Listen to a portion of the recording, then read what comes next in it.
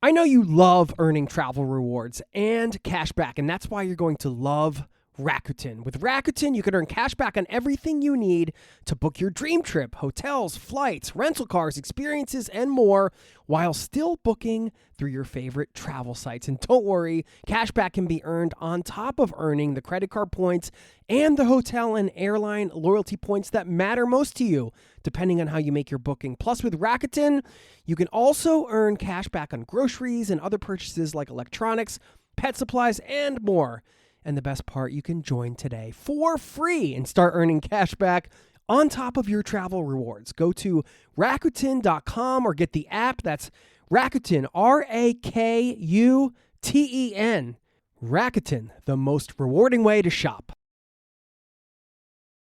This episode is brought to you by TaxAct. Don't do your taxes alone. Join TaxAct's National Admin Night.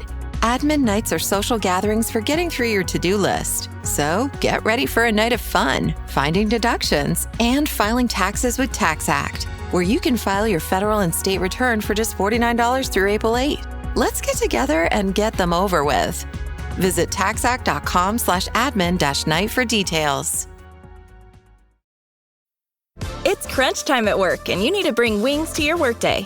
Visit redbull.com/gettingitdone and answer a couple questions about your work style to get a Spotify customized playlist tuned to your productivity. Plus, score a can of Red Bull on us while you go from to-do to done.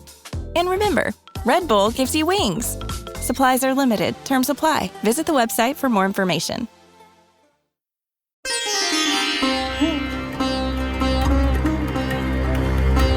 You're listening to the Zero to Travel podcast, where we explore exciting travel-based work, lifestyle, and business opportunities, helping you to achieve your wildest travel dreams. And now your host, world wanderer and travel junkie, Jason Moore. Hey there, it's Jason with ZeroToTravel.com. Welcome to the show, my friend. Thank you so very much for stopping by, hanging out here, letting me bring a little travel into your ears today. This is the show to help you travel the world on your terms, to fill your life with as much travel as you desire, no matter what your situation or experience. One of those ways to fill your life with travel is, of course, getting a job that requires you to travel or allows you to travel or allows you to roam freely and still earn an income, get a paycheck, pay your bills, whatever your responsibilities are, and still have a travel experience, maybe even getting a free place to stay. There are all sorts of ways to do it. And in today's show, we're going to talk about one of those ways, so you have yet another option to consider or to recommend to friends or family who also want to build their life around travel. It's good to know these things as we continue to celebrate Travel Jobs Month. I thought this was the perfect addition to this. And how this happened was through an email, because I got an email that said, "Hey, Jason, longtime podcast listener, first-time writer." Is that still what people say? Besides this travel inspiration, it brings me my favorite thing about your podcast has got to be your insights on life as an American in Norway, because that's what I am too. She goes on to share a little bit of her story, talks about, hey, maybe meeting up sometime. And I always say on the show, if you ever come through Oslo, where I'm based, I'm here most of the time. Let me know if I can meet up. I will. And my guest today had some experience that I thought could be helpful to people out there. And so we did meet up and did an interview with her. And that's how this happened. And I love doing in-person interviews and getting to meet people who listen to the show in person. We're going to get into this interview. On the other side, I am going to give a shout out to one of you fine, lovely souls out there in the Zero to Travel Caravan, the listening community, as well as share one strategy I think you should consider if you're looking into getting a travel job and want to do it quickly. I'll share my top strategy for that. Please enjoy the interview, and I will see you on the other side, my friend.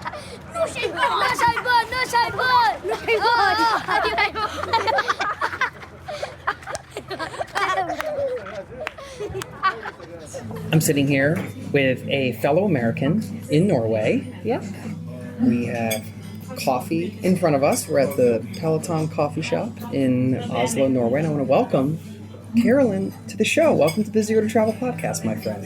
Thank you. It's good to be here. It's very exciting to be here. I am glad that you made time to meet me in the city because it's Travel Jobs Month, or that's the theme anyway. But no, it was funny when you wrote me an email. I think you said, what did you say? Long time listener, first time writer. First time writer, I yeah. was like, you were like, do people still say that? I'm like, I don't know if they still say that, but I like it anyway. Probably not. You know, I often say on the podcast that, hey, if anybody's ever coming through Oslo or whatever, like, let's meet up. And here we are. And you're actually living here. You've been living here for the past couple of years.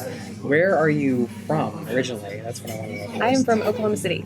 Oh, okay. It's very far away. Yeah. I've been through there multiple times. Have you? Yes. Oh, yeah. Okay. I really like Oklahoma City. I always plug it when people have never been there. Say, you should go. It's really cool. Is it a place that you would like to live long term? Honestly, yeah. Yeah. You know, I still think at this point, if I were to move back to the States, I would try my hand at living somewhere else because I've always lived in Oklahoma City. But it is a good city. Like, my friends that have moved there after college, they want to stay for a while. They really like it. Nice. Yeah. So you might hear us occasionally stopping to sip our coffee because Yes. we're still getting caffeinated. I'm going to do that right now, as a matter of fact. Carolyn, feel free to. As well as if you'd like. You know, these double cappuccinos aren't cheap here. No. So No, I just got basic coffee, so I don't have nice. All right. So you've been in Norway for how long? almost 2 years. Next Okay, month, it'll be 2 and years. you're working here as an au pair. Yes, right? I'm here as an au pair. Okay, so what is an au pair and how do you spell that? Okay, you spell it AU space PAIR. So au pair is two French words. Au pair. I'm saying au pair. I say au pair. I don't know which one is correct. I think Au I think pair. it's au pair. I think you're the au pair, so you would know. Okay, yeah, that's how I say it. No, and then Au pair. yeah, no, Okay. I I'm writing believe that the down, French so I don't term. Yeah, there you go. So you know, Oh, letter O pair. letter O. No. I believe the French definition is something like on an equal footing, but I don't speak French, so I can't tell you for sure. But it is basically a cross between a nanny and an exchange student, is what I tell people. Okay. As a lot of people think, like, isn't that just a fancy word for nanny? But there's a little bit more, I think, to being an au pair than just taking care of kids. So. Okay, what is the exchange student part of it? Because I haven't heard that. I just Yeah. assume nanny as Yeah, well. no, it reminds me a lot of student exchange programs because your host family is really, they take you in, or they're supposed to at least take you into the family and really kind of show you the culture, and you take language courses, and you don't study, like you don't go to school, but you take kind of language courses, and it's mostly about cultural exchange. And while you're there, you are helping out the family by taking care of the kids, helping out around the house, just kind of being kind of like an adult kid in the family, you know, just as if you were, you know, living with your own family. So Yeah, and so it's the cultural exchange aspect and then the job. and the aspect, job, yeah. I guess. And really So- they kind of blended in a very interesting way because there is a bit of a blurred line really between, is this work or is this family time and cultural exchange? And so this is probably like an experience I'll never live. You know, I'm probably never going to be an au pair. So I really love to I hear. can tell you right now, you're already disqualified because Oh, okay. you have It's an- kids. Oh, Yeah. because you have kids. You can't have your own kids and be an au pair. Okay, that makes sense. I mean, you're going to another country, you're living with somebody else and taking care of their kids. Their so kids, they're yeah. like, hey, that's a little frowned upon. You can't leave your kids No, you behind can't to just take leave care your of kid other at kids. home and Not cool at all. Okay, so you kind of summarized what an au pair, I keep wanting to say au pair okay, does. Why did you pick Norway of all countries to come to? I get that question so much. And really, I had an online friend who is obviously now a real life friend who is from Norway. She's from up a little bit north of Trondheim. And we'd been talking and texting for a long time. And I had, you know, learned more about Norway from her. And I was much more interested in it than I would have been before. Because before I was like, oh yeah, I'd like to go there sometime. But now it was like, Norway, that's where my friend lives. It seems really cool. And when I was looking into being an au pair, I started looking at several European countries, but Norway ended up being top of the list just because of just my previous interest in it, but also because of like the laws and the system around being an au pair, because they're not the same in every European country. You know, there's some people say, why didn't you go to, you know, Spain? You know, and not to throw Spain under the bus, but there's not really an official like system or contract or anything there. So there's certain countries that have different systems than others. Okay. So it kind of depends on what you're comfortable with and what works for you. And so I picked Norway partially because of just pure interest and partially because of the system. Like I knew it was a fairly robust contract and law that I knew it would be a little bit easier for me if something were to happen. Yeah, you were taking So. into account the daily life and the reality of the job, not just the sort of dreamy, like, hey, I'm going to go live in, Exactly. France. Yeah, and exactly. And which would be wonderful, Right. But then I got here, and I learned a surprising amount of Norwegian before I got here, just because my friend kept sending me like TV clips and things. And so I learned a lot from her. Just from watching YouTube TV clips? I mean, I started teaching myself as well, but from teaching myself and being friends with her and watching TV and stuff, I learned a surprising amount before I got here. And then after I got here, I realized that I just really liked it and I wanted to stay. And my first host family didn't work out, but I stayed with a second host family, and I'm so glad that I did. And there's a lot of people that switch host families after the first one.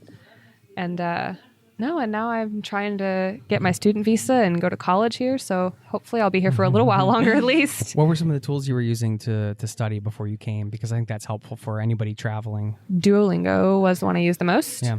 And there weren't that many online resources for Norwegian that I found before that. I didn't know that Pimsleur existed, the one that you talk about.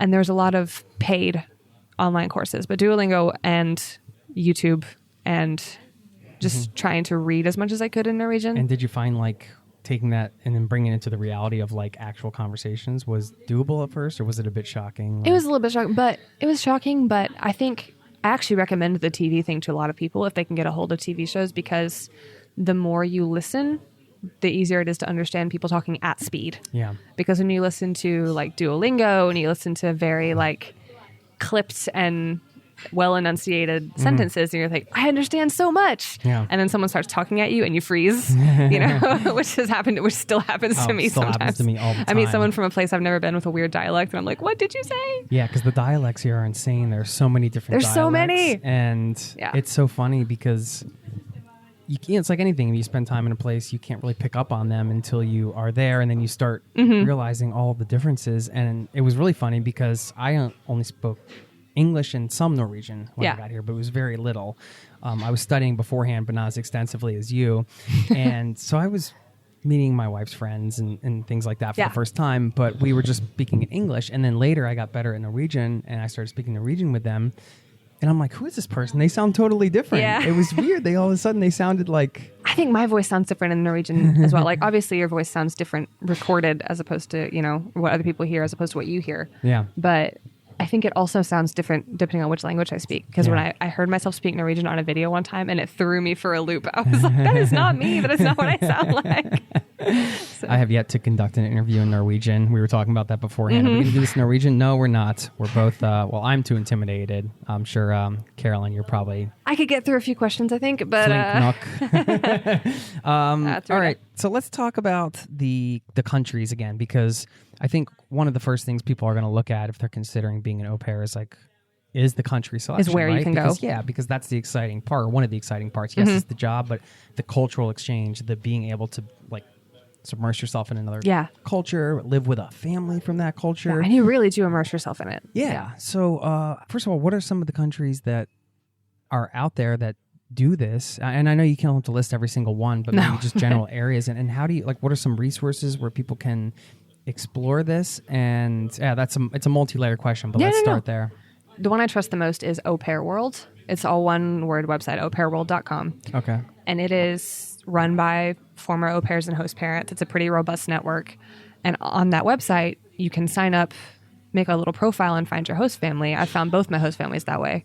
But they give you a list of countries that they at least have, the ones that they have information on, that they know that they have host families there, and they know that they have information about what it's like to be an au pair there. And you can go to one website and, open the tab for Norway and Sweden and France and Spain, whichever places you want to go to, and kind of compare. So you can click and they'll tell you how much pocket money you're supposed to get and how much time off you're supposed to get and what the system is like. And then you can kind of look more into the culture and, if you actually really want to be there. But I think Au Pair World is an excellent place to start if you just want to start reading about the options that you have and the laws that are in place in those countries. And I do recommend going to the actual immigration website, though, because it can change. But before you do that, you can kind of go to the one-stop shop of Au Pair World, and it's very secure. That you message the other families through Au Pair World. You can contact them if anything seems creepy. Of all the sites I've seen, it seems by far the most legitimate and the safest. Okay. Yeah. We'll link to that. it sounds like for you there was a certain balance of the laws versus the culture and your Yeah, I friend was being here very and interested in the everything like culture, that. but Sure. And that's going to be different for everybody. I think some people might be like, hey, I'm going to Spain no matter what. Exactly. Or whatever. But for that person, I mean, what could they be in for? I mean, you talk about the laws and you're living with a family, you're working, but what does that mean? Like how many Exactly. hours are you on? When Yeah. are you supposed to technically be off? How do you get paid? Like these are all the questions Yeah. I think we're going to get into now. Yeah, and for obviously the one I can speak to the most is Norway, and I know the system is different everywhere, but in Norway, there's a government contract through UDI. I'm sure you're quite familiar with UDI. Oh, yeah. Oh, yes. Immigration department, Yeah. essentially. No, there's an official government contract that you and the host family fill out and send in, and it'll detail that you're supposed to get. I think before taxes, right now it's 5,600 kroner a month in pocket money, and so that plus your Which is room and about board. $800, I would say, something like that. $800 to $1,000, somewhere. I think it's around less there. than that. Yeah. Yeah, I don't remember. I'm very bad at converting Yeah. dollars to kroner. If it's not 1 to 10, then I can't do it in my head. That's before tax. So that and your room and board together are counted as wages by the government, and so you are taxed. So I do get a tax return this year, which is nice. Yeah. And is the contract for how long? It can be anywhere from a few months up to 2 years. 2 years is the max amount of time you can be an au pair, which is why I am in the process of switching visas, which is nerve-wracking. In any country or just in general? Norway, I know. Oh, in Norway. Okay. Yeah, 2 years is the max amount of time you can be here on an au pair visa. So you could have a 3-month contract and just be an au pair for a summer. You could go in for the long haul. I think the standard is about a year, Yeah. Okay. though, between 6 months and a year. Most au pairs I know have been here, have done like a year-by-year thing. But it also gives you time to get to know the family, get to be in the culture, get to know the kids. Yeah. That's a huge Yeah, thing. no, I mean, mean, these kids are, they're basically like my younger siblings now, at least that's how I feel. You know? How many kids are you taking care of? 4. 4 kids. Wow. What are the ages? They are 8, 7, 4, and 2. Okay. Oh, wow. So, Okay. yeah. And what city are you living in? I live in Stavern, which is about 2 hours south of here. It's a summer town Okay. on the coast, not quite on the coast of the Oslo Fjord, but just outside of it. Nice. Yeah. What are some of the red flags people should look out for if they're doing research and Like you when know, they're just talking to a family. Yeah, I mean, I guess certain things to be aware of, not only with the family, but also with the country you select. Yeah. For me, it'd be very important that work hours were detailed, like Okay. that it was regulated how much. contract, Yeah, you mean, in the yeah. contract that how much I was allowed to work, because I'm legally not allowed to work more than 30 hours a week. I mean, it doesn't have to be exactly 5 hours per day, but as long as it evens out to 5 hours per day and you have your time off, and so it's okay if you work, a total of 6 one day and a total of 2 the next day, and as long as it evens Okay. out. Yeah. So like I know that if I ended up in a family that was trying to make me work 50 hours a week, then I could complain and have grounds to complain. Right. But there's some places if that's not detailed in the contract or detailed in kind of the law that you could complain, but if you didn't check the contract carefully enough or something, you wouldn't really have too much of grounds to complain. Yeah. There are people that au pair in countries without regulation just fine. And Right. it happened, there's plenty of wonderful host families out there that aren't going to work you too hard. But for me, it was important that kind of thing be regulated. Yeah. Just so Okay. that I would know that I had a little bit of backup, at least, to say, Yeah, because you're like, I could imagine you're in some family's house and you could slowly be. the lines get blurred between work and free time. And Yes. that can happen. It can go, of course, be really dramatic in a bad way. Yes, but- it can. But I see more of the problem being the middle gray area Mm-hmm. where, we're all hanging out watching TV right Yes, now. because I think or- that's what people don't look out for as working too much. They say, Yeah. oh, but they don't make me like scrub the floors, and they don't, they go to the dramatic side and they say, oh, I'm not doing this. It's like, yeah, but you are working too much and you don't have any free time, and the parents expect you to do way too much. That's still not great. Like that's still not how it's supposed to work. So you do have grounds to complain. And you're saying in some countries that's not as tightly And regulated. in some countries, it's not as tightly regulated. And like I said, I know people au pair in those countries for wonderful families and it works out fine. But I also know that you hear stories. You hear more stories from the countries with less regulation, I think. Mm-hmm. But I mean, you hear stories from Norway too. So it happens everywhere. Sure. No. Yeah. If you're interested in it, it's not a reason not to look into it, is what you're saying. Not I at guess. all. Because I No. mean, you could say There's if you bad have a good stories head on with your shoulders. anything you want to Yeah. do, right? No, You can always seek out the, Yeah, the exactly. worst in it. No, you can. I would recommend it to. I mean, if you were, qualified and fit the bill as far as your personality and stuff, I would definitely Let's talk say about, it's safe. Let's talk about qualifications. What are the Yeah. qualifications, and who is this right for? Well, officially speaking, in Norway at least, you have to be between 18 and 30. I think you have to be single. Like, you can't be married and you can't have your own kids. It has to be likely that you will return to your home country afterwards. Yeah. That is, officially speaking, those are the qualifications. But I would say, outside of that, like, you really do need to like kids. A lot of people will look at this as just a travel job and they say, oh, I can take care of kids. Anyone can take care of kids. Right. Which I can say as a former preschool teacher, no, everyone cannot take care of kids. If you don't genuinely enjoy being around children, you're going to get really burned out really fast. It's not going to be good for you or the kids or the family. It doesn't mean that your whole life has to revolve around kids and you have to want to be a preschool teacher when you grow up. But you do need to kind of, when you grow up, I'm talking about adults, but you know what I mean? But you do need to, enjoy being around children. Yeah. And I would say generally you need to be fairly flexible and easygoing. I think if you're too high maintenance, you might stress yourself out all the time if things aren't exactly the way you want them to be. The most important qualifications are that you're, willing to learn and, really immerse yourself in this culture and you really want to be a part of it and not just sit in your room the whole time. And that you like kids. There are no educational requirements at all? I mean, you take language courses here. You don't have to speak, as I think usually you have to be able to speak either English or Norwegian so that someone can communicate with you. Is the language always a part of these programs in every country, or is that just in Norway? I think it's in most countries. Okay. It's either just what's done. Speaking of taking care of kids, there's one right there. He's adding some ambiance to this podcast. I'm very used to this. We're talking about being au pairs and working with kids, so this is There we perfect, go. actually. Thank you for that. Sounds like my house. We'll get back to the interview in just a moment. I know you love earning travel rewards and cash back, and that's why you're going to love Rakuten. With Rakuten, you can earn cash back on everything you need to book your dream trip, hotels, flights, rental cars, experiences, and more, while still booking through your favorite travel sites. And don't worry, cash back can be earned on top of earning the credit card points and the hotel and airline loyalty points that matter most to you, depending on how you make your booking. Plus, with Rakuten, you can also earn cash back on groceries and other purchases like electronics, pet supplies, and more. And the best part, you can join today for free and start earning cash back on top of your travel rewards. Go to Rakuten.com or get the app. That's Rakuten, Rakuten. Rakuten, the most rewarding way to shop. This episode is brought to you by Redfin. You're listening to a podcast, which means you're probably multitasking. Maybe even scrolling home listings on Redfin, saving homes without expecting to get them. But Redfin isn't just built for endless browsing. It's built to help you find and own a home. With agents who close twice as many deals, when you find the one, you've got a real shot at getting it. Get started at redfin.com. Own the dream. Now, back to the show. What are the tasks involved in terms of everyday life? What can people expect? Can you just go through a typical day or two? Yeah, it's going to be a little different in every family, obviously, especially depending on how old the kids are, and whether or not they're in kindergarten.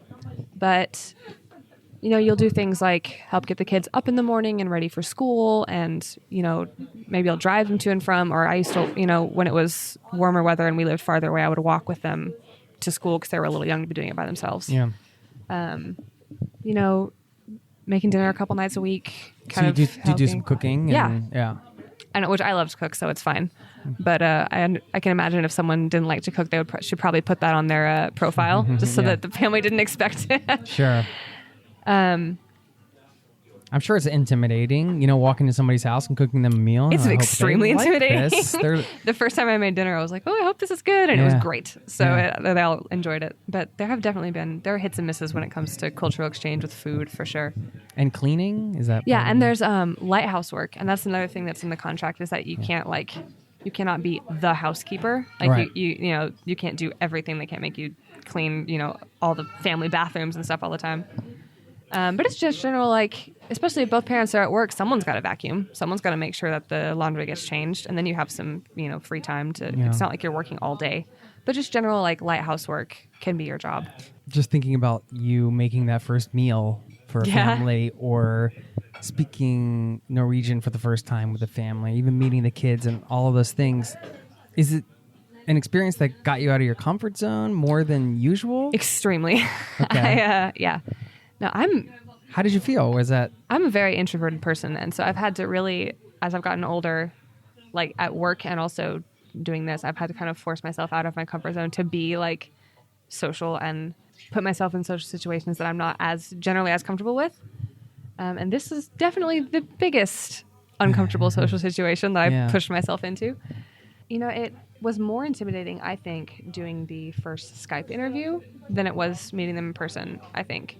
As long as I've talked to them once, it felt a little bit better when I got there. But yeah, it was definitely a new and uncomfortable social situation for me. How long have you been here now? Almost 2 years. Okay. How has the experience changed you? Oh my gosh, so many ways. Yeah. Honestly, my self-confidence, especially in social situations, has gone up so much because I've shown myself since being here that I can handle things. I could handle it when my first host family didn't work out and I had to find a new one completely by myself. I could handle it when I moved to a new town and didn't know anybody. I could handle, fumbling my way through learning a new language. I could handle when I messed things up, and every time something happened, I was like, I can handle this. I got this. I can handle this. And it really kind of became kind of a mantra for me. It was like, I got this. Okay, I got this. This is fine. And so now things that would send me like spiraling into an anxiety attack a couple of years ago don't faze me near as much as they used to, because I've already gone through like the extreme anxiety of moving to a new country, sight unseen. I'd never been here before I moved. This is the first time was the day I moved. And so I think that's definitely the biggest way that it's changed me, is that A, I speak a new language, and B, my self-confidence has gone just not through the roof, but way up to from where it used to be, for sure. That's certainly something that you can take with you for your whole life. Yeah. Right? Yeah. It's something that I can, even if I don't get to stay, knock on wood, I very much hope I get to stay, but I can always take that and say, hey, when I was in Norway, this and this and this happened, and I learned so much from it, and and I'll always have that to look back on and to build on. Yeah, so there are a lot of ways to grow as a person or improve yourself. I think I'm really fascinated with how travel does that, and I feel it accelerates it in a lot of ways, because you are thrown, like you said, into these situations that if you were just at home in your daily routine, it's really easy to avoid those sort of uncomfortable situations, right?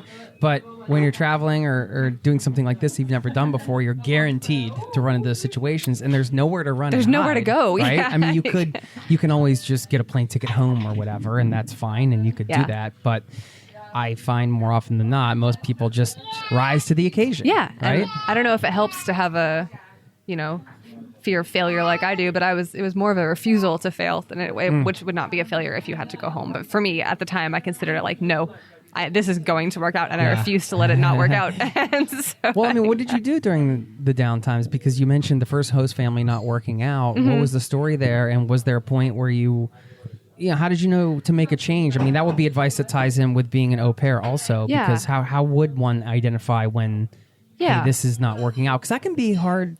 It can be hard. And I was there for about 5 months. Sometimes but sometimes... Yeah, and I think looking back, everyone should have known earlier and should have said something earlier, because... It's a difficult conversation to have. It's a very difficult conversation to have. And this is one of those things that if I could give advice to any prospective host families listening to this, communicate with your au pairs. Just always communicate clearly and openly between two adults is the best way to do it. Like, don't dance around it. Don't wait for 6 weeks until it's become a huge problem and then talk about it.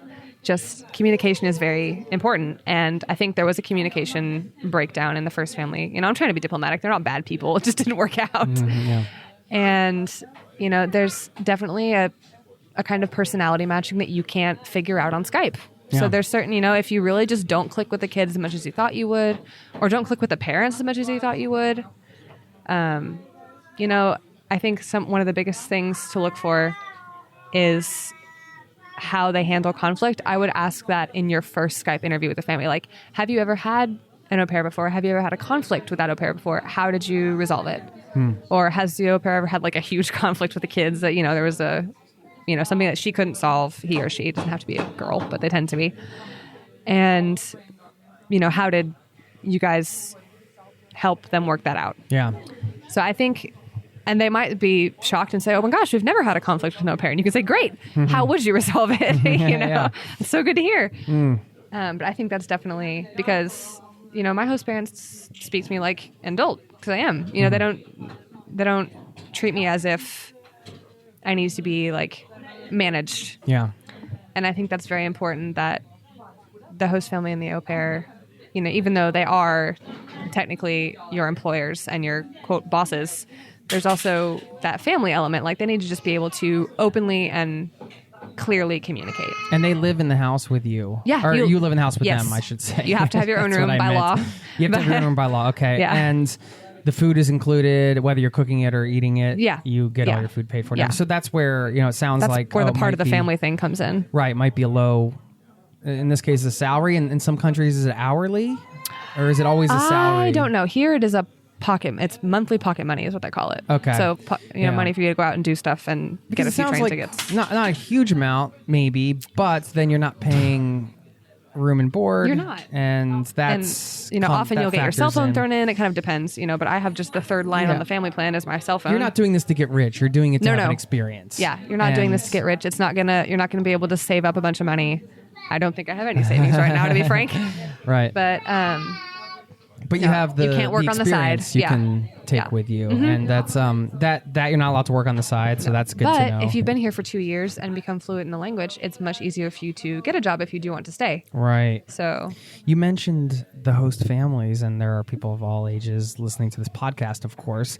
And that was an interesting thing. I didn't really plan to talk about it because you don't have the experience of being the host No, I family, don't. but you're living with the host family. And it's just something to point out that, hey, if you're somebody listening and you have kids, it's an interesting way. It's kind of like couch surfing, right? Yeah, consider an au pair, You get for to sure. invite somebody in your house from another culture. Yeah. Get to show them your culture, and you get to expose your kids to your kids can get a new language and a new, somebody from another country Yeah. that, like, I suppose from the kids' perspective and the family, I mean, they get to practice their English with you. They get to learn what an American's like, I Yeah. suppose. And I'm the second au pair in this better or family, and they've worse. both been American, so now they definitely have an opinion. So. but it's just an interesting idea for kids having a kid now. I mean, I can imagine, it's nice to expose her to as many sort of international perspectives as possible. What about the social life? You mentioned being an introvert and then becoming more social and getting more confidence. But in terms of having a social life in these situations, I'm sure it's a lot dependent on what town you're living in and all Yes. that. But do you get to use a car? Is there what's the usual, or what's the vibe in the au pair community? Yeah, I lived in another small town before I moved to my current small town, and I'm not from a small town. Oklahoma City is not tiny, but it's not huge, but it's not tiny either. And so I'm used to being from a slightly bigger place. But really, how much of a social life you have is dependent on how much effort you put into it. At least here in Norway, which I'm pretty sure you can identify with, that you don't necessarily like talk to people in the bar and become instant friends. You have to put a little bit of work into it. And I met most of my friends that I hang out with now through Norwegian school. Sometimes you get lucky and you have some people that are your age, or at least that you get along with. And the school's included. You don't have to pay for that either. No, your family pays for that up Okay. to X amount per year. Cool. I don't remember how much it is, but it will cover it. And that's like the county, Yeah. So you have language a course. built-in network because you're going to meet people at school. Yeah. So hopefully you'll meet people Right. at school. You'll have those people. Try and find some, activities you can do in your free time. Unfortunately, you're not allowed to work or go to university, so you don't have those networks available to you. But join some kind of, organization or some kind of sports club or whatever that you can do in your free time, as long as it's allowed. Email your local podcaster and meet Email up with your them for local coffee. podcaster. Make some internet friends that have connections to Norway, and they'll come visit you.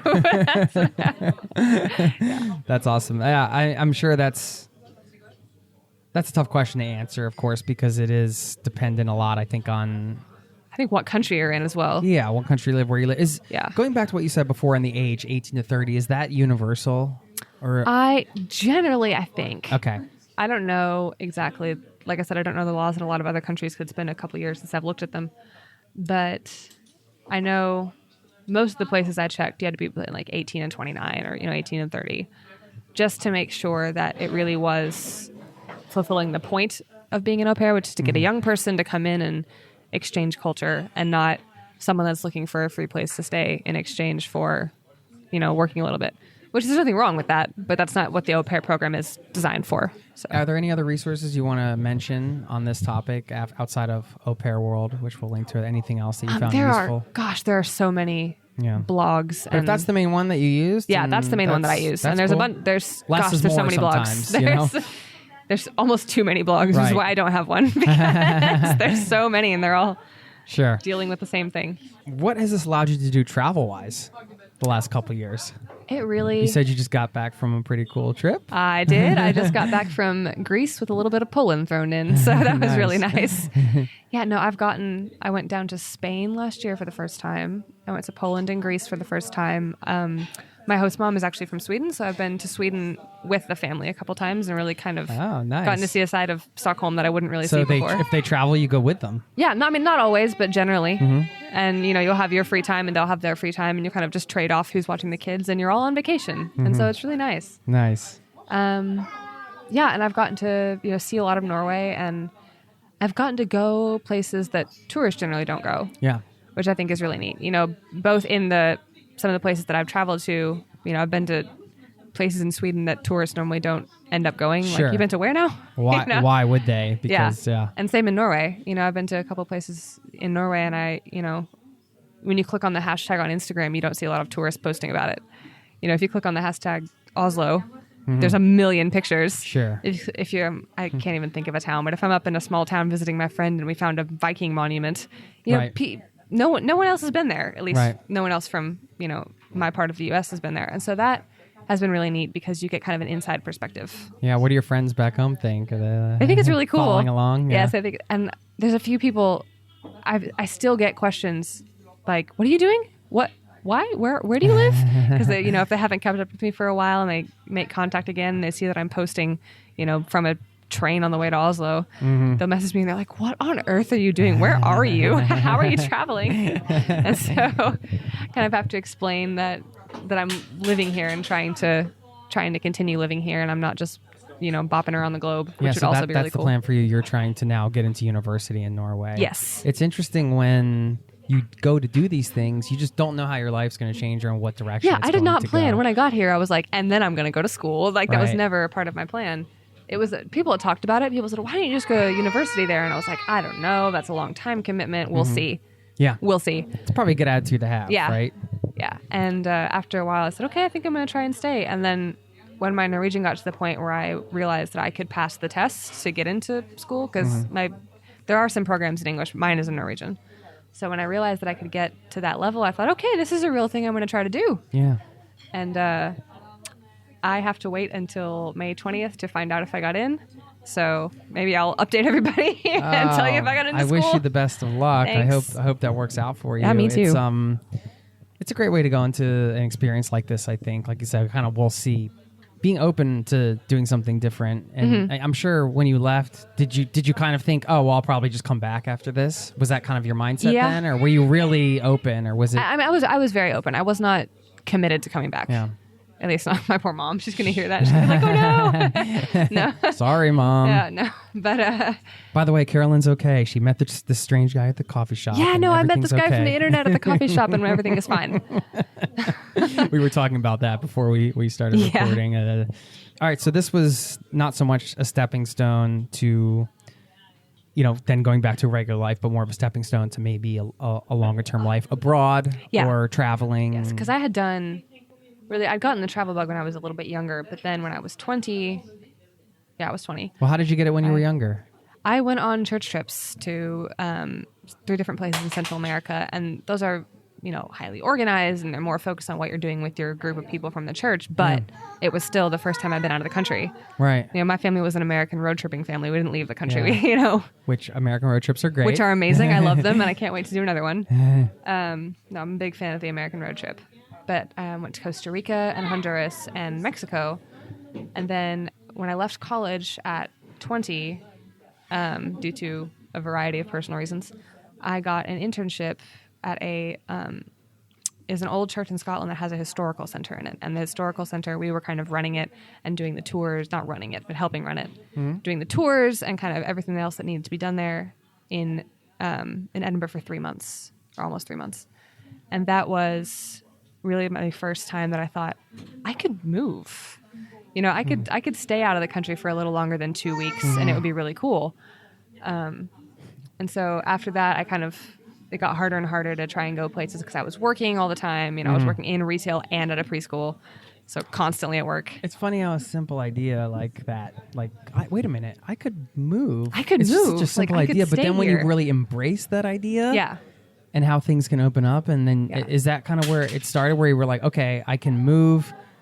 What does that mean? How do I do it? And then you start looking into it. I honestly can't remember if this was pre or post Scotland, but I was talking to a friend of my mom's and talking about how I was kind of angsty and didn't really want to be sitting in Oklahoma City at the time and, wanted to try and find something to do. And she said, have you considered being an au pair?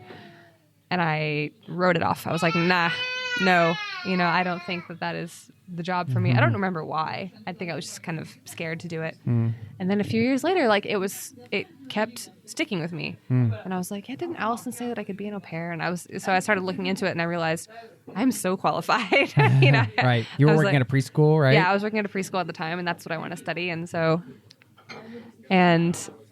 I realized that I kind of fit all of the criteria. And I was like, I could totally do this. And so the idea just kind of took root. And then I told, at my sister's graduation party, I told the whole family that I was going to try and move to Norway to be an au pair. And everyone was like, what? Were you serious at that time, or was that trying to hold yourself accountable? Yeah. I mean, I was serious about doing it, but also I knew that once I told the whole family, I couldn't back out. Because that's a huge thing I always say to people. Once you start telling people, especially those close to you, it becomes more real and you hold yourself accountable to do it because you've made it real. And for some reason... It's like my tattoo. I've told people I'm getting a tattoo, and so now I have to get it. Are you getting a tattoo? To celebrate 2 years, yeah. What are you going to get? I'm going to get my first passport stamp from Gardermoen because I have it in my passport. From Oslo Airport. From Oslo Airport. My very first passport stamp from Norway. I think to celebrate being here for 2 years. That's my plan. Cool. I was wondering if I would come back and you would have a Viking helmet tattooed on your face or something. Honestly, it took me so long to consider something that wasn't generic travel, that was like Norway specific. And I was like, well, I'm not going to get a salmon or a moose. What on earth am I going to get? I have no Viking heritage, so I couldn't get that either. Antlers might not be the coolest tattoo. No offense to anybody listening that has moose. That has a moose or a salmon tattoo. It's just not really my my aesthetic. Your jam. What is it like being a mini ambassador from the United States? I find that when you're traveling, you, by default, for better or worse, are representative of that country to an extent, right? And not always. Maybe you can sometimes just have a conversation, and maybe they've met Americans before and they have American friends or whatever. They have some kind of... So it's they don't think about it. But then there will be others that you encounter that might be their first time talking to an American or for the first time getting to know somebody from a different country for an extended period of time. Have you found that to be the case? Have you found that role to be exhausting? I don't know. No, what is that like it's usually very cool. I really enjoy the opportunity to kind of say, oh, this thing is very typical American, even though there's a lot of things that are, very regional and there's not necessarily one typical American thing, but I enjoy kind of being able to say, oh, in my family growing up, we did this, and just kind of giving them a broader cultural picture and what they get on TV. Yeah. Because, the American TV shows that make it over here aren't always the most realistic. They're very entertaining, but not everyone in New York lives like they do on Friends and that kind of thing. You mean, Friends always blew my mind how big their apartment was. I mean, how can you have that big that kind of stuff in New York? That's not real. But for the most part, I really enjoy it. And it's very well-meaning, obviously, and everyone that asks doesn't realize that everybody else has asked the same question, but there is kind of an expectation, I think, that I want to talk politics, which I often don't. And so I think, but it's out of a just genuine curiosity. interest. Yeah. No, it's out of a genuine curiosity. And so that can be tiring for me, but it's not like the people that are asking me realize that they're the 10th person that's asked me that question. Right. So that part you just kind of have to deal with and say, you know what, I don't really know too much about it, or I don't really talk politics, and let it go, or just have an opinion and move on. But generally, I really enjoy it. We'll get back to the interview in just a moment. This episode is brought to you by Fandango. People say fans are too distracted these days, but the truth is, when a great movie hits the screen, you show up, you stay glued, invested, part of the story. And without fans like you, there'd be no cinema magic, no shared moments. So head to Fandango.com to get tickets, stream, or rent or buy top movies and series. Fandango loves fans. Protein is now at Starbucks, and it's never tasted so good. You can add protein cold foam to your favorite drink or try one of our new protein lattes or matcha. Try it today at Starbucks. Now, back to the show. Why should people visit Norway? Why shouldn't people visit Norway? No, honestly, I've never been to a place where the nature is prettier than Norway. I've never been to a prettier place. Every park, every small town, everything somehow is prettier than it is in the States for me, at least in my opinion. And I mean, the States has some absolutely gorgeous scenery, but here it really is it's pretty everywhere, every part of it. And I really just like the general kind of way of life here. It's a lot more laid back than I would have expected.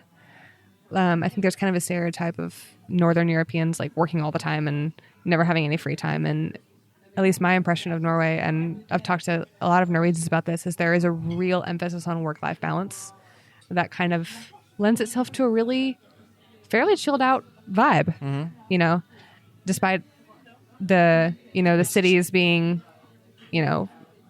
busier and, there's a little bit more hubbub, but it's not a stressful place to be. Oslo's a very relaxed city. Bergen's a very relaxed city. And so I think that's the general vibe, is that you have all the cool stuff available to you, but nobody seems rushed. Yeah, at least in my opinion. I agree. It is relaxed, but when you say chill vibe, of course, I think about chill, literally the winter chill, how long the winter is here. So I think it gets lost because it's easier to be in a beach town, for example, where it's warm and you're wearing flip-flops all the time, and be like, oh, it's such a chill vibe here. Yeah. And it is this chill vibe, but because the weather kind of can just hide it a little bit in a way. Yes, it can. I just got through my first full Norwegian winter because between host families, I went home for 6 weeks. So I had that break. This time, whew. Have your parents been over to visit, or have you seen your family since you've been here the last couple years? I have been home twice. Yeah. My uncle has made it over here because he has business in Germany a lot. But no, my family has not made it over here. There's so many of them. And so it would cost, the logistics and the cost of getting everybody over to Norway is not insignificant. But I've been home twice. I went home for 6 weeks between host families to kind of reset, and just because the contracts had a bit of a break in between them. And then I went home for 2 weeks for Christmas, a couple of family birthdays, and my sister's wedding. So that was a lot. When you go back, do you get reverse culture shock? Yeah, to an extent. I mean, it's my hometown and my family, but there's also, and I can't even name specifics, but there are certain things that jar you after you've been gone for a little while. You get back and things that didn't normally annoy you are suddenly extremely loud and obnoxious to you. Things that would not have bothered you before. Or you bump into someone and you say, excuse me, in the wrong language. There's just little things that pile up. And that's what I think about with regular culture shock too, is it's not necessarily one big thing that's so different. People kept asking me what's different about Norway. And I was like, I don't even really, I can name a bunch of little things, but it's all the little things put together that stress you out. Whether you're dealing with culture shock going in or culture shock going out. I think it's just all the small stuff that adds up, and you're like, everything is different. You finally hit a wall, and you're like, this is not what I'm used to. Last question, why does travel matter? I cannot name all of the things that travel has changed for me, all of the people that I know because of travel, all of the little bits of new languages or fun facts or interesting cultural things that I have gotten not only to know, but to experience just from traveling. And so it's not just that I come back with cool stories. I come back, with just a broader understanding of how the world works. And, it changes your whole perspective on reading the news. It changes your perspective on your own country and on the countries that you visit. And it's just, I think it's so important. I think if you stay in the same place your whole life, and some people obviously don't have the, means to travel and don't make it out. But I think if you have the means and stay in the same place, you are missing out on so much, on a real perspective and a broader outlook on humans and on the world. And just, so. Well, thanks for taking the time to meet up. I got to high five it out every time we do one of these in person. It was so fun to chat with you. I definitely did not expect to get an interview as soon as I sent you an email. It was like a week, and then it worked out. Yeah, it was great, and you got up here a lot quicker than I thought. You have another friend coming in town, and that was perfect. So I'm really excited to get to meet you, and also that you took the time to write. Thank you so much, and thank you for listening to the show in the first place. Definitely, and for coming on and sharing your experience as an au pair, which we've never talked to anybody that's done it before, so it's great to get some insight. And I hope that this will help people kind of understand a little bit more what it entails and do their research and not just think, oh, it's a fancy foreign nanny and not do anything else. Totally. Of course, this won't be for everybody, but we talked about a lot of different things when it comes to travel as well in this podcast. So I hope you got a lot of value out of this. And your coffee's getting cold. I feel I sucked mine down while we were drinking my coffee. So. While we were chatting. Yeah. But thank you so much for your time, and we'll see you soon. All right. Thanks very much. Cheers. Cheers.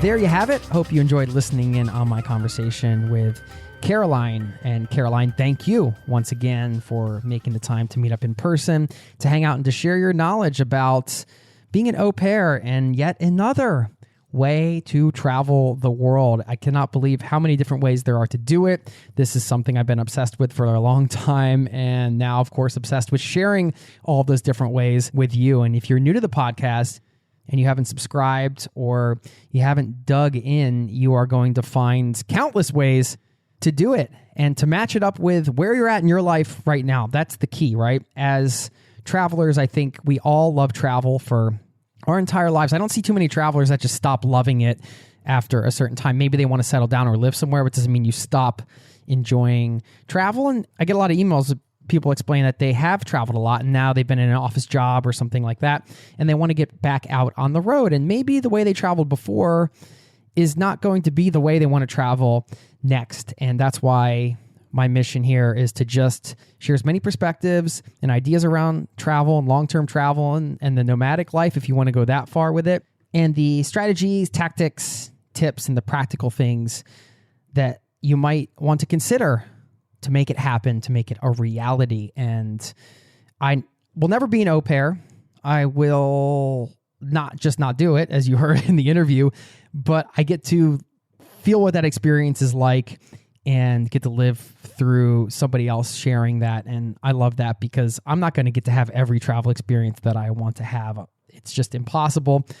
But as being a part of this community and as part of these conversations, you get to have those experiences in a way, and then you also get to choose the ones that you want to take and implement into your life. So thank you for being a part of this community, the Zero to Travel Caravan. And I want to keep bringing you awesome shows that provide value and help you learn more about travel, get more inspiration, and of course, get all the practical things that you need as well. So if you have any guest recommendations, advice, or tips you want to share with me about this show, because this is your show, I just happen to host it, drop me a line, jason@zerototravel.com. I read all the emails. And if you have anything nice to say, you can always let me know that, because those feel good, of course, to hear, because that really keeps me going to hear how the show has helped. And if you want to leave that in a review, even better, because nothing makes my day like a good positive review. I'm just saying. Got a shout out quickly. Andrea, thanks for writing. She said, "Hey, Jason, I love that spirit that you try to get to know your community. Thank you. I just joined it by curiosity. It's now been 4 to 5 months that I listen to your podcast, and it is such a great source of inspiration in many ways. I hope you keep going with it and keep such a large panel of interesting guests. I'm trying, Andrea. I'm trying. Thank you. She goes on to say, I decided that I wanted to do long-term traveling by moving to different places and staying there at least a few months. My statistician job was good because it's easy to find a position pretty much everywhere. But since I don't like my job in the end, no thanks to sitting in front of the computer all day, I just decided to save up some money and then start traveling and see where it will bring me. So my next travel is actually to your country, Norway. Yep, going always more north seems like my thing. The north is more magical. I'm currently in contact with a musher for helping him the whole winter season to take care and train his 40 sled dogs. It is really exciting to think about this crazy experience, knowing that it is not for tourism, but training them for competition, and maybe I will be able to actually take part of it. It's a kid's dream, but it shouldn't stay a dream, so I hope to discover more about myself out there and live the northern life as much as possible. I just want to say thanks to Andrea for checking in and dropping me a line and sharing her story. And yeah, this leads into that number one strategy I'm going to share in a second. I love how she said, this is a kid's dream, but it shouldn't stay a dream. And, you know, going after this travel dream of working with sled dogs in the north and something she thought about as a kid and now she's doing it as an adult. It's such a simple idea, right? But how often do we do that? How often do we take a dream that we had when we were kids, something that seemed like crazy when you're a kid, and then you get old enough and it's just like the same idea. I always, you think when you're a kid, oh, well, when I'm grown up, I'm just going to eat chocolate all the time because I can't have all the chocolate I want or whatever your version of that is. But then you get to be an adult and you realize, okay, I can't have chocolate all the time because that's probably not healthy. And you rein things in. And that makes sense for some things, but for other things, maybe not so much, right? And when it comes to travel dreams, okay, now we're adults and now we can save money and actually do these things. Wow. Well, let's go do them. Let's not lose sight of that. And I love that Andrea is taking this dream she had as a child and making it a reality. And she said she was almost 24 years old in this email. So I was just reading parts of the email, but just wanted to share that with you. And Andrea, congratulations. Let me know when you come through. Like you just heard, I love to meet up with people if you're coming through town, if possible. So let me know. I would love to meet up with you. And maybe after your dog sledding experience, we can have you on and learn what it's like to volunteer way up north there and do something like that. I would love to hear about your experience and maybe even share it on the show. So please get in touch.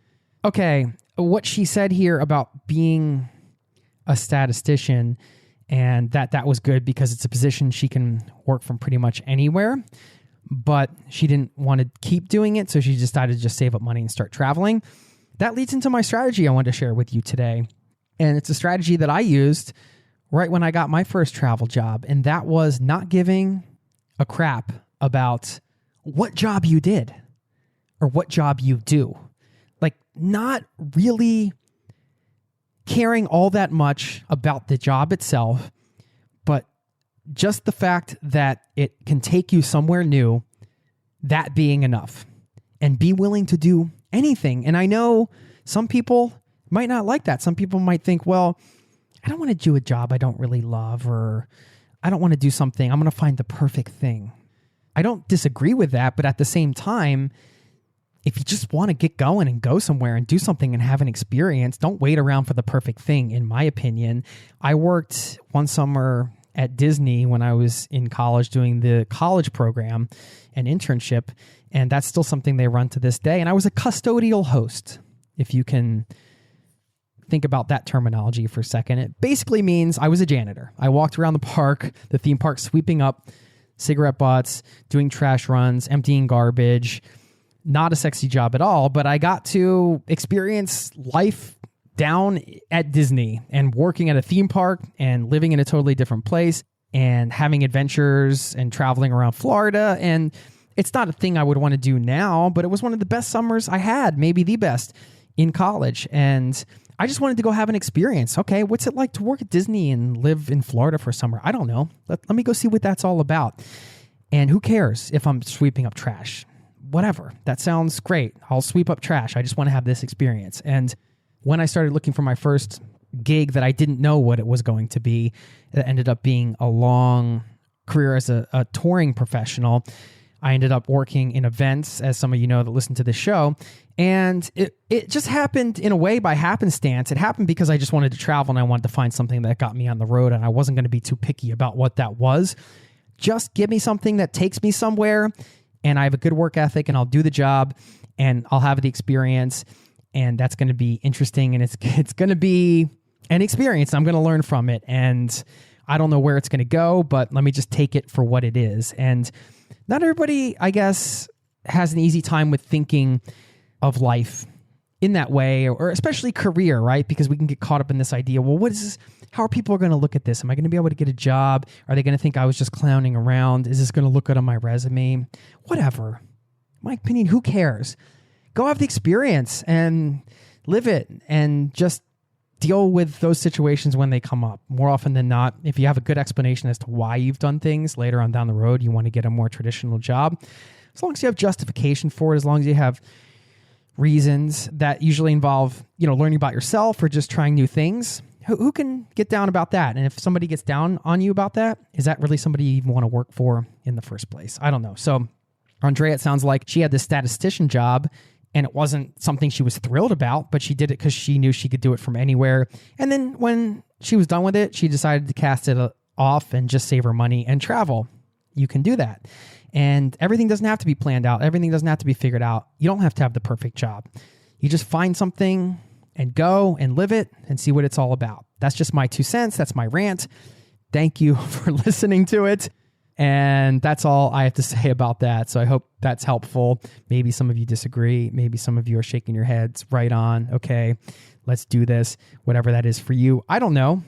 I'm just saying being open-minded and being willing to maybe do things that you hadn't thought about doing before in any aspect of life is a good thing. Being open-minded is a good thing. And I'm saying this because I'm telling myself this as well. Everything I say in this podcast is also for a reminder for myself on things that I've thought, things that I've experienced, and ways that I want to live and keep living. And I love the idea of being open-minded, open to possibilities, and doing different things, just because what I'm doing right now doesn't have to be what I'm doing forever. And I think that's a good reminder for everybody, and for myself included, just being open-minded. There you go. I'm done on that. I want to leave you with a quote now. I don't know who said this. It's on one of those cards on Pinterest. I wish I could figure out who to give credit to, but it's confusing to me. Anyway, it's one of these images, and it says, I had to do something child-related because we were talking about being an au pair and what that life's like. So here's the quote. Cleaning with children in the house is like brushing your teeth while eating Oreos. Thanks again. I'll see you next time. Have a wonderful day. Cheers. This podcast has been brought to you by ZeroToTravel.com. Ideas and advice to make your travel dreams a reality.